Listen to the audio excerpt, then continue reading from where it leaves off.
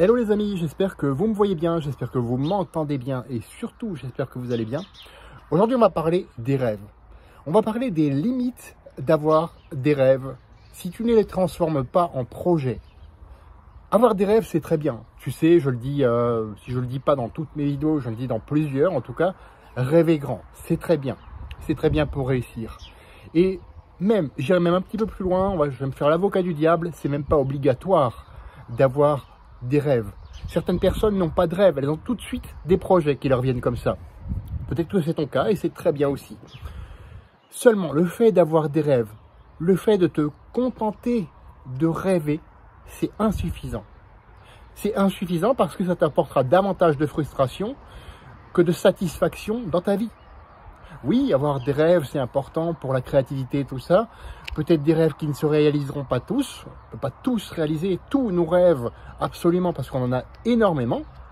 Et ce serait se mettre une pression extrême à l'inverse. Mais l'important, c'est de passer à l'étape suivante. Et passer à l'étape suivante, c'est de les transformer en projets. Alors tu vas me dire, ouais Eric, c'est bien joli ce que tu me dis, mais qu'est-ce que ça demande concrètement de transformer mes rêves en projets? Et tu vas voir que c'est pas si compliqué que ça, que c'est pas l'Everest que tu as devant toi. Non. Ça te demandera déjà les moyens dont tu auras besoin, que ce soit des moyens matériels, que ce soit des moyens plus au niveau des compétences, au niveau de ton expertise, au niveau de tes passions, au niveau des outils que tu vas utiliser. Même pour être un bon ouvrier, il faut de bons outils.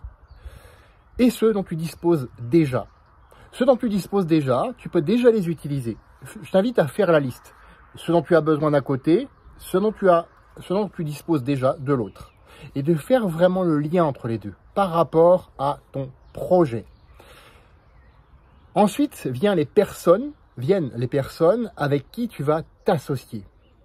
Ou les personnes que tu vas aider avec la solution pour apporter ton projet. La solution qu'apporte ton projet.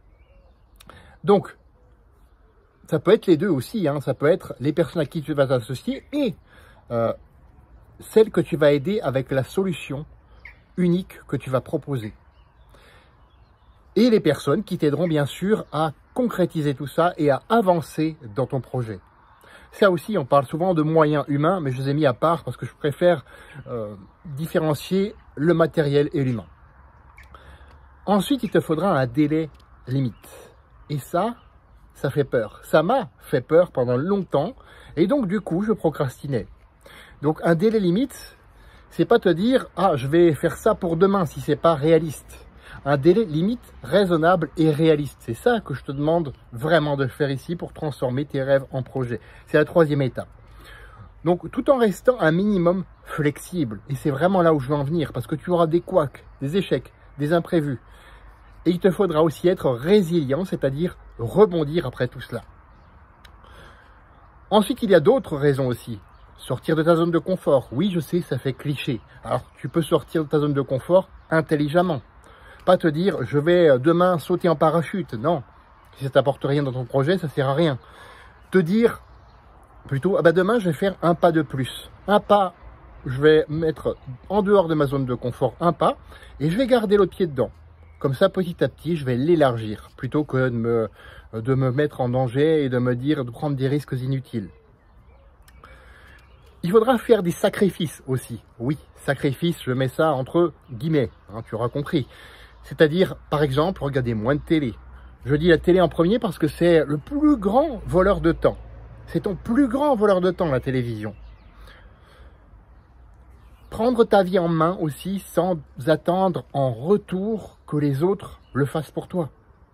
Prendre ta vie en main sans attendre en retour que les autres le fassent pour toi. C'est-à-dire que par moment, oui, par moment, tu vas être seul. On parle bien de la solitude de l'entrepreneur. Eh bien, par moment, dans ton projet, tu vas avoir cette impression d'être seul à avancer. Continue quand même. Continue quand même. Et surtout, le dernier conseil qui vaut tous les autres, c'est de passer à l'action. Oui, tu vas te tromper, oui, tu vas tomber, il faudra te relever, il faudra avoir ce courage-là de continuer malgré tout. Et c'est ça qui t'aidera à faire de ta vie une aventure mémorable qui te ressemble et à personne d'autre. Et franchement, tu le mérites. On se retrouve la semaine prochaine pour une autre vidéo. À bientôt.